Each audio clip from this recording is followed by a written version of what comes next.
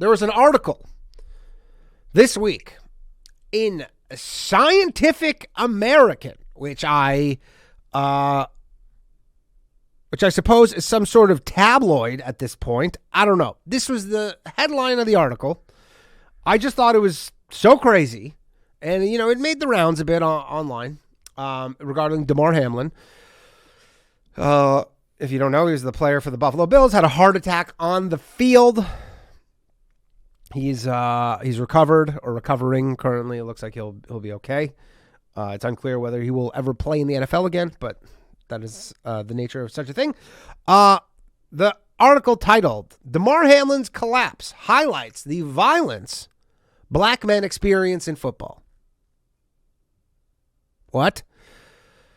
And it's a little like, I don't know, sub-headline thing. It says, the terrifyingly ordinary nature of football's violence disproportionately affects black men. Black men disproportionately make up players in the NFL. It honestly seems like we should be like, well, we solved that one, Scientific America. Where did you get your science degree from? Because, like what? So this article is fucking insane, okay? In really insane. So it says millions of people, I'm going to kind of skim through it, but it says millions of people watched as Damar Hamlin, a 24-year-old player in the National Football League, executed a seemingly routine tackle during a highly anticipated Monday Night Football game. Immediately after, he rose to his feet, then collapsed, as we all seen it. We learned the next day that Hamlin suffered a cardiac arrest. His heart had suddenly stopped working. This scene was horrific for both its regularity and its exceptionality. So is it regular or is it exceptional? Aren't those the opposite? Matt Gutman of ABC tweeted as much. The scariest part of this is that the hit was in fact not scary. It wasn't. It looked like a pretty normal hit. It looked terrifyingly ordinary because it was. The ordinariness of men running into each other at full speed represents a normalized, even rationalized violence that is routine to this American game. I mean, first off, the NFL is not the most violent game on earth. I'm pretty sure there's like some crazy ass like Aussie rules and all that nonsense. Like those ones, those seem more dangerous to me. I guess the only difference is they don't wear pads. So not wearing pads makes you can't, I guess, go totally full speed because it takes more of a toll on your own body. And it says the ordinary violence has riddled the sport and affects all players, but black players are disproportionately affected. They are. Because they are a disproportional amount of the players in the National Football League. It's honestly one of the crazier things. It says that while black men are severely underrepresented in positions of power across football organizations, such as coaching and management, they are overrepresented on the gridiron. Non-white players account for 70% of the NFL. Nearly half of all Division I college football players are black. Further, through a process called racial stacking, coaches racially segregate athletes by playing position. Right, that's why all kickers are white. These demographics discrepancies place black athletes at a higher risk during play. Honestly, this was one of the more just absolutely, like, was there no editor? The whole thing is so crazy. And honestly, it made me put in more context. It's like, obviously, we just know that black people, yeah, they're a disproportionate amount of players in the NFL. They're pretty much all the superstars in the league. It did make me think, though, about how crazy it was. I could be wrong on this, but I looked it up, but I couldn't find exactly the answer. But in 2019, Christian McCaffrey, I think he almost won the rushing title as a white running back. I think he was leading up until like somewhere like halfway through the season. He ended up in third for like in the rushing title. And you're like, that. I remember at the time being like, what is going on here? What is happening? Something is amiss. Good running back. But it's strange. It says, as a cultural anthropologist, I spent the last decade learning how black college football players navigate the exploitation, racism, and anti-blackness that are fundamental to its current system. College football is anti-black? And the thing is, like, they don't even, there's no, like, examples of anything. Like, they're not like, oh, here it is. They just go, well, it's violent sport, so therefore it's anti-black, and you're like, because black people are doing it? It literally makes no sense, okay? Football is a spectacle where excessive violence is mundane because hits that cause injuries are a constant occurrence and spectators are desensitized to it. Consumers of the sport assume players will withstand any bodily affront. No, they don't.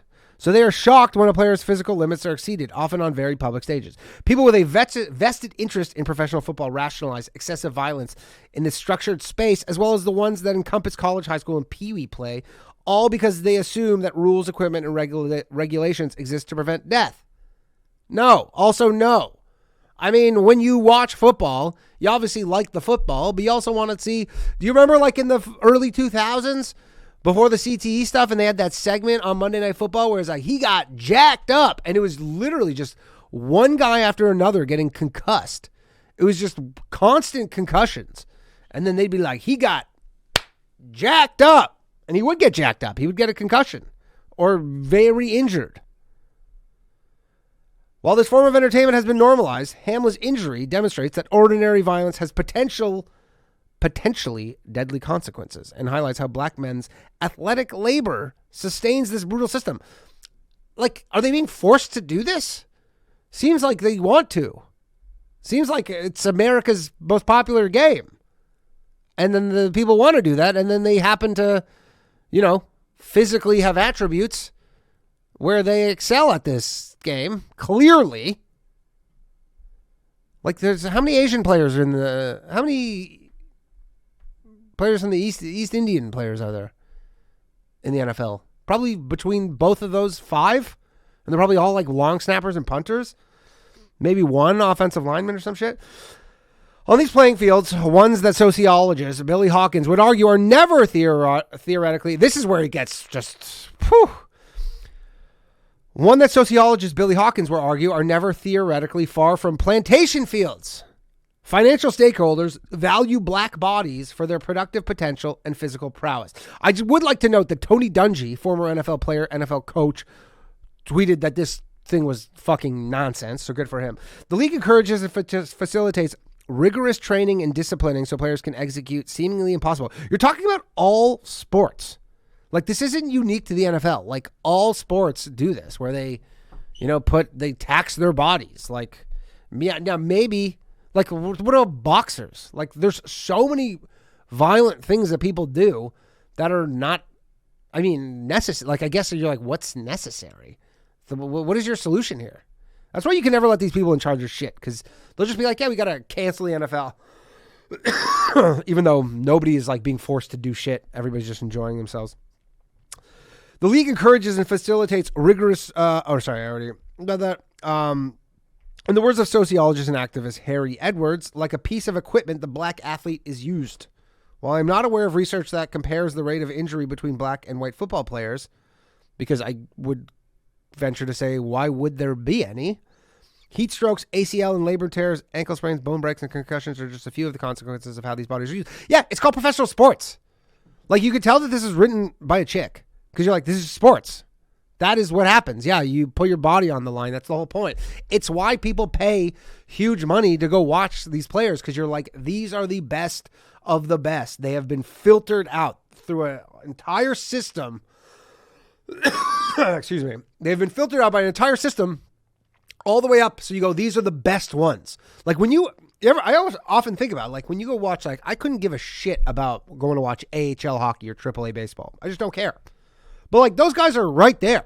They are right there. And there's just one thing that is keeping them back. Excuse me. And should they make it to the league, oftentimes, it's like, some of them excel, but oftentimes they'll play 2 games and they're just not good enough, even though they're so good in the one tier below.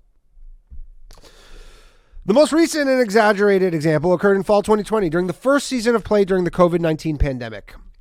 Beginning in March 2020, there were almost no students on campus. Classes shifted to virtual formats, all huge mistakes, and social distancing, that was me editorializing there, and social distancing became common practice. However, teams and conferences decided football play would continue. Good idea, because they were not at risk at all. Players in all 5 major Division I conferences risk their health with an unpredictable and sometimes deadly virus to play a high-contact sport in almost empty stadiums to satisfy their universities as well as the fans and the broadcasters. It's almost like a free market where people want to play, people want to watch. So then those two things align with one another and we get to watch them while we're fucking all locked inside. And all we want is for them to pick up a fucking football and just throw it. If those players hadn't taken the field, athletic departments could have lost $4.1 billion in revenue.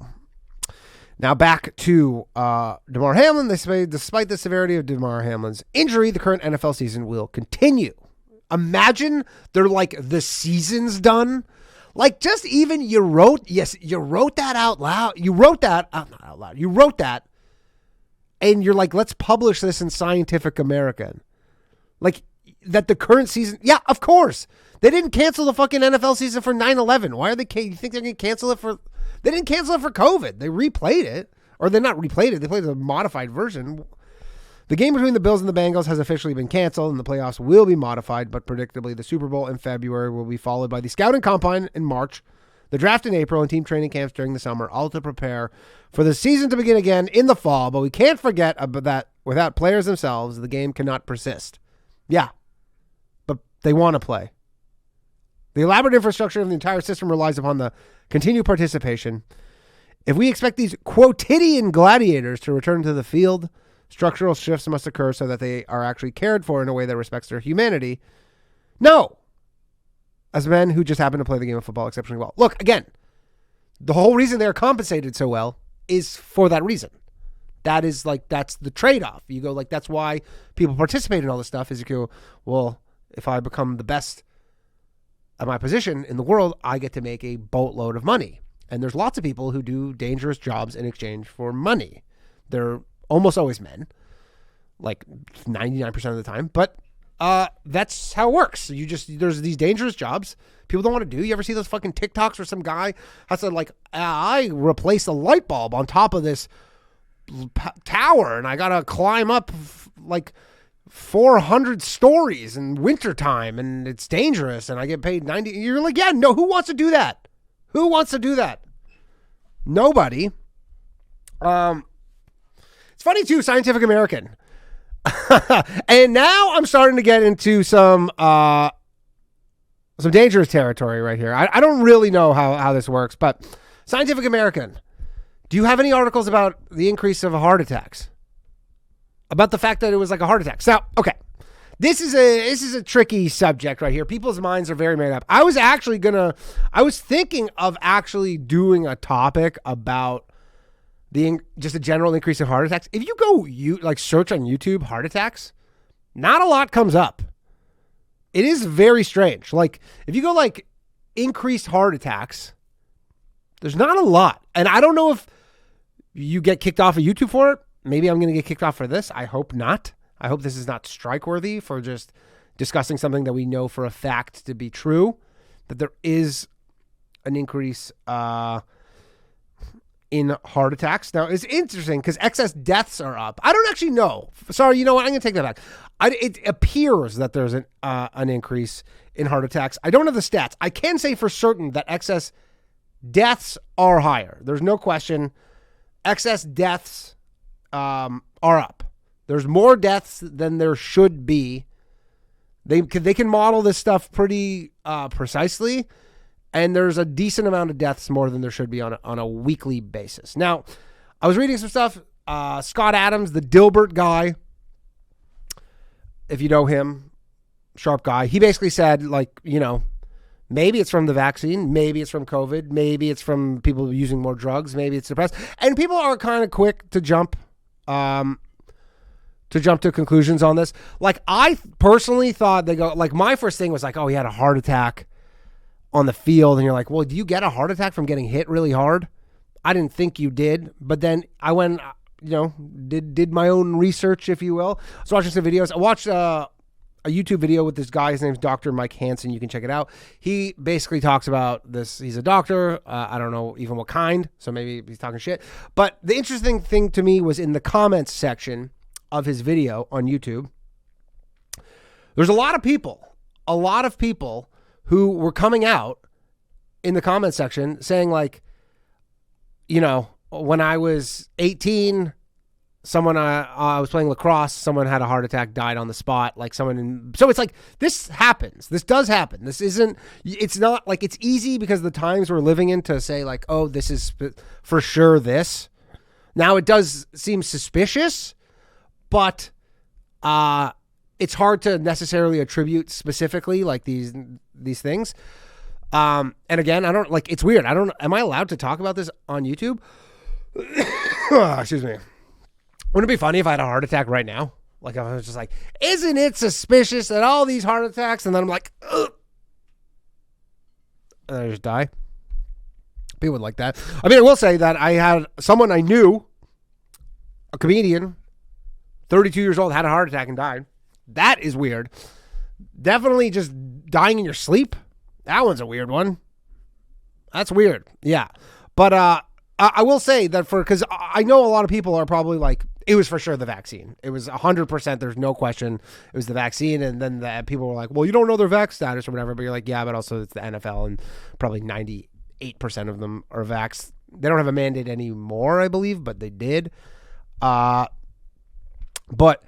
if you see the comments, people are like, there's no shortage. And I was watching some video of some kid who, like, his dad was talking because they now do EKGs on stuff. I guess people have bad hearts. They've had bad hearts from before. Now, it was shocking to see. It wasn't even the first time it happened in the NFL. It had happened before. I guess I'm more interested in the fact that, like, am I even allowed to discuss this on YouTube? Like, am I going to get in trouble? I don't know. I really don't know. But I kind of brought up this whole thing also because it was in the vein of scariest thing that's ever happened to you, because that was a pretty scary thing for a lot of people.